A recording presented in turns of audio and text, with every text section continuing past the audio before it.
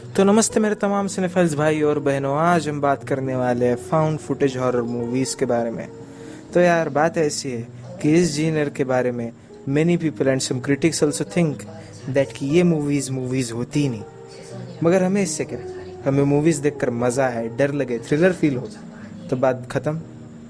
बाकी क्रिटिक्स अपनी माँ खुदा है। मुझे तो इस जीनर में बहुत ही मज़ा आता है दोस्तों। मुझे ये जीनर बहुत पसंद भी है। और बात ऐसे है ना, इन found footage movies you will feel like कि आप मूवीज़ के कैरेक्टर्स के साथ हो, आप मूवी में हो और आप मूवी को एक्सपीरियंस कर रहे हो। अगर आपको लगता है कि मुझे अब डर ही नहीं लगता या फिर मैं बहुत ही बड़ा तुर्रम खा हूँ, तो आपको ये मूवीज़ देखकर ज़रूर ही डर लगेगा। तो चलिए हमारी पहली मूवी की बात शुरू करते हैं, जिसका नाम है रेक। और आपको मैं आश्वस्त करता हूँ कि ये मूवी देखकर आप खाना ठीक से नहीं खा पाएंगे। तो यार मूवी फॉलो करते हैं रिपोर्टर्स के क्रू को, जो कि फायर फाइटर्स की नाइट शिफ्ट की डॉक्यूमेंट्री बना रहे होते हैं। और इन्हीं फायर फाइटर्स को फॉलो करते हुए ये क्रू एक अपार्टमेंट में चला जाता है। और अपार्टमेंट में पहुंचने के कुछ पलों बाद ही गवर्नमेंट बॉडीज इस अपार्टमेंट को क्वारंटाइन कर देती है। और इसका कारण होता है भाई साहब ज़ॉम्बी एपोक्लिप्स। हाँ, आपने सही सुना, ज़ॉम्बी एपोक्लिप्स। और बाद में अपार्टमेंट में क्या होता है ये तो आपको मूवी देखकर ही पता चलेगा भाई साहब। मूवी डार्क है, एटमॉस्फेरिक है, आपको मूवी देखकर बहुत मज़ा आएगा। और साथ ही साथ में इसकी सिनेमेटोग्राफी भी एक फाउंड फुटेज हॉरर मूवी के हिसाब से बहुत ही अच्छी है। और भाई साहब मूवी स्पेनिश है, मगर भाषा का क्या लेने देना, हमें तो माल से मतलब है, माल से। और माल कोकेन है, कोकेन। तो चलिए हमारी अगली मूवी पर बढ़ते हैं, जिसका नाम है ब्लेयर विच प्रोजेक्ट। तो ये मूवी उन मूवीज़ में से एक है जिन्होंने फाउंड फुटेज हॉरर मूवीज़ की इंडस्ट्री को बनाया है, लिटरली बनाया है। This movie revived the whole found footage horror genre. और भाई साहब डायरेक्टर ने ये मूवी इतनी अच्छी बना डाली कि उसे कोर्ट में प्रूव करना पड़ा कि इस मूवी के एक्टर्स, प्रोटैगनिस्ट जिंदा है, मरे नहीं है। मूवी विचक्राफ्ट और अर्बन लेजेंड को जैसे हैंडल करती है वैसे अभी तक किसी मूवी ने नहीं किया। मूवी में हम बताते हैं स्टोरी 3 फिल्म स्टूडेंट्स की जो ब्लेयर विच पे डॉक्यूमेंट्री बना रहे होते हैं। और इसी के लिए वो ब्लेयर विच के फॉरेस्ट में जाते हैं। फिर ब्लेयर विच इनकी खातिरदारी कैसे करती है ये तो आपको मूवी देखकर ही पता चलेगा। फाउंड फुटेज हॉरर मूवीज़ के जिनर में आपको ये मूवी तो देखनी ही पड़ेगी। अगर आप इसे नहीं देखोगे तो भाई साहब फ़ायदा ही क्या है, बेयर मिनिमम है ये। अगर आप ब्लेयर विच प्रोजेक्ट नहीं देखोगे तो आपका हॉरर मूवीज़ देखने का फ़ायदा ही क्या है। तो चलिए अगली मूवी है इनकांटेशन।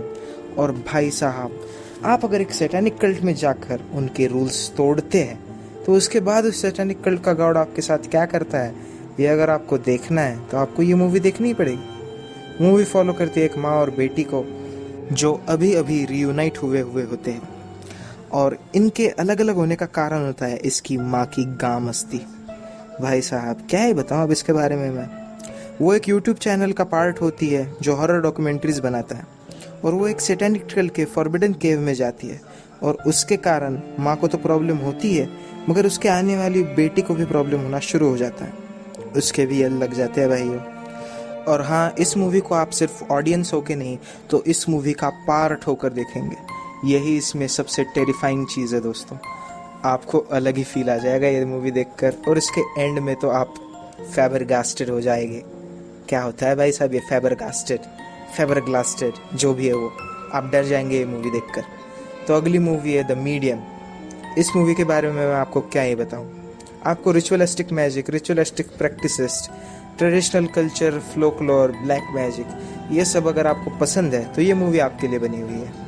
तो बस इसके बारे में मैं आपको और ज़्यादा कुछ भी नहीं बताना चाहूँगा। आपको ये मूवी देखकर ही फील करना होगा।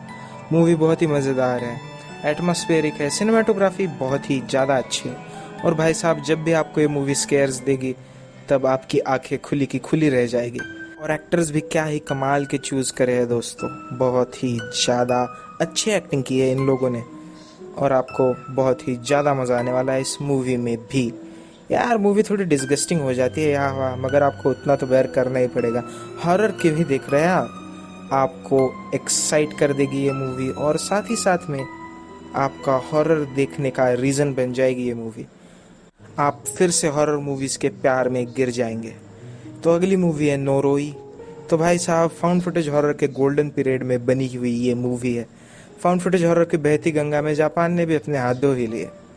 तो हमें इस मूवी में फॉलो करते हैं एक पैरानॉर्मल रिसर्चर को, जो कि एक नई डॉक्यूमेंट्री बना रहा होता है जिसका नाम होता है द कर्स। हाँ भाई, इसकी डॉक्यूमेंट्री का नाम कर्स होता है, जो कि मूवी का ही नाम है। तो हम इस डॉक्यूमेंट्री में ज़्यादा कुछ फॉलो तो नहीं करते, मगर इसकी रिसर्च ज़रूर फॉलो करते हैं। और भाई साहब, इस मूवी में भी आपको रिचुअलिस्टिक मैजिक, जापान का कल्चर, जापान के कल्चर में छुपी हुई फ्लोक्लोर, ये सब कुछ देखने को मिलेगा। आपको ये मूवी बहुत पसंद आएगी। मूवी अपने एटमॉस्फेयर, पेसिंग और परफॉर्मेंसेस के लिए क्रिटिक्स में भी फेमस हुई है। भाई साहब, अगर क्रिटिक्स किसी चीज़ को अच्छा बोल रहे हैं ना, तो मूवी सच में अच्छी है, क्योंकि वो बंदे किसी को भी अच्छा नहीं बोलते। अच्छे से अच्छी मूवी को बैड माउथ करते हैं ये लोग, तो ये मूवी तो ज़रूर ही अच्छी होगी। तो चलिए भाई साहब, हम अपनी अगली मूवी पर बढ़ते हैं और जाते हैं साउथ कोरिया की कॉन्जियम हॉन्टेड असाइलम में। ये मूवी भी बहुत अच्छी है। मूवी फॉलो करती है ग्रुप ऑफ यूट्यूबर्स को।